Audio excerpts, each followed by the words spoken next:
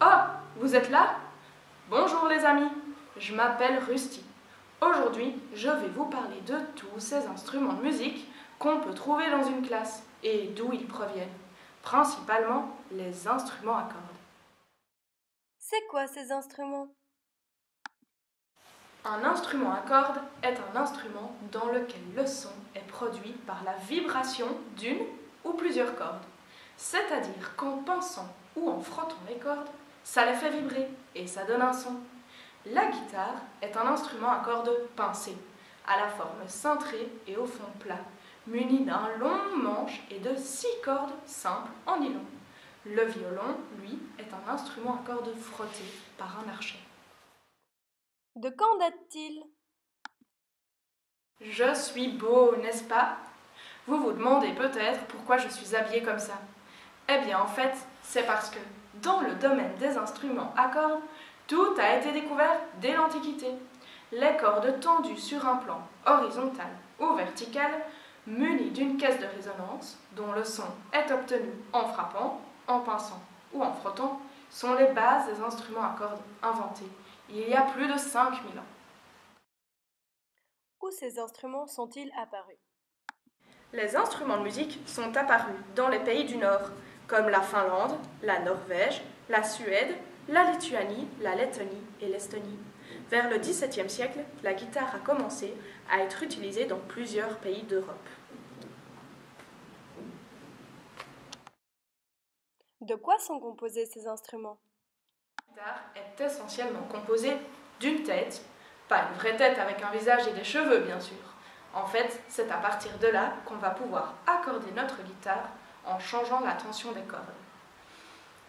Elle est également composée d'un manche avec 6 cordes, d'un trou, appelé rosace, et d'une table d'harmonie.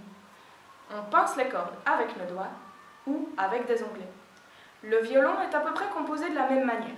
Il comprend une caisse en sapin, un manche, avec seulement 4 cordes cette fois, sol, ré, la et mi. C'est grâce à l'archet, fait de crins de chevaux, qu'on va pouvoir frotter les cordes du violon. Un archet avec des crins de chevaux? Les pauvres, ils n'ont pas trop mal au moins. Oui, vous avez bien compris, des crins de chevaux. Vous savez, ces longs poils qu'a le cheval à sa crinière et à sa queue. La mèche de l'archet est constituée de crins de chevaux. On utilise les crins des talons, c'est le garçon, les filles sont les juments. On peut avoir des crins de différentes couleurs, noir, brun, gris, blond ou blanc. Ce sont les crins blancs qui seraient le plus utilisés car ils seraient plus doux. Mais non, heureusement, ils n'ont pas mal. On prend bien soin des chevaux. On n'arrache pas leurs crins, on les coupe. C'est un peu comme si le cheval allait chez le coiffeur. Les crins de chevaux proviennent de Mongolie, de Sibérie et de Mandchourie.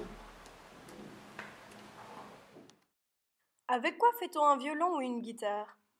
Du plastique est utilisé pour le filet de caisse. Pour les modèles de haut de gamme, on utilise du bois comme l'érable ou le coa. Tout est attaché ensemble grâce à des clous en métal ou des petites pastilles en plastique. À l'intérieur du manche, il y a une autre barre en métal qui sert de tige de renfort. Une fois la guitare confectionnée, on va mettre un vernis à bois ou une teinture pour la protéger. Qui fabrique ces instruments?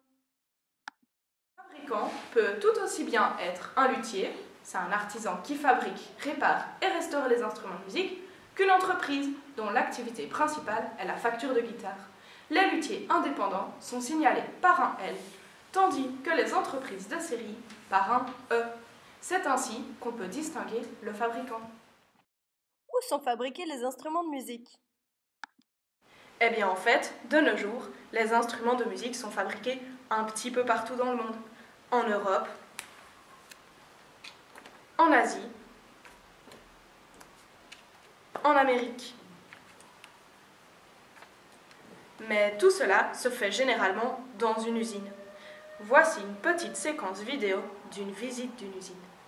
Fondée en 1902 à Nashville par Orville Gibson, l'entreprise américaine est restée un siècle plus tard le fabricant mythique de guitares d'exception.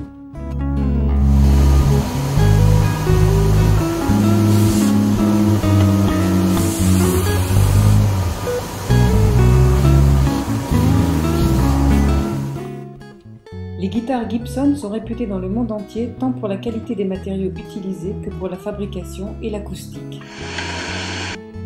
Lors du sommet de l'OTAN à Strasbourg en 2009, Michelle Obama offre une Gibson à Carla Bruni, un cadeau d'exception comme c'est souvent le cas entre premières dames.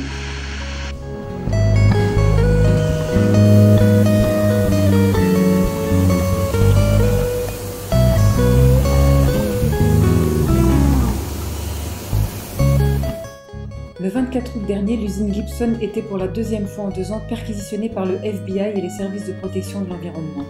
La raison invoquée, importation illégale de bois.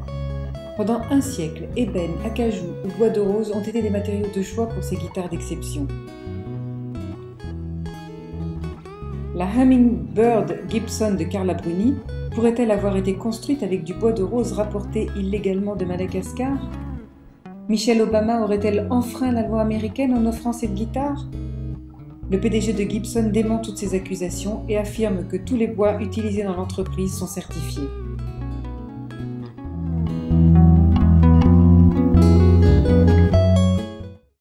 Mais comment arrive-t-il en magasin alors?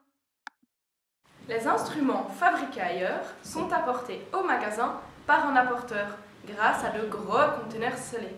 Certains magasins traitent directement avec l'usine, d'autres passent par l'intermédiaire de grossistes.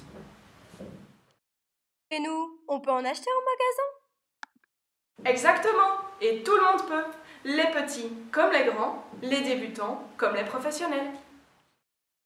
Voilà, tout est dit. Merci Rusty! De rien les amis, c'est avec grand plaisir. J'espère que tout ceci vous aura aidé à mieux comprendre d'où venaient les instruments qu'on peut trouver dans une classe. Si vous voulez plus d'informations, n'hésitez pas à consulter notre site internet. Où est le monde dans une guitare? Je vous assure, ça vaut le détour. Au revoir!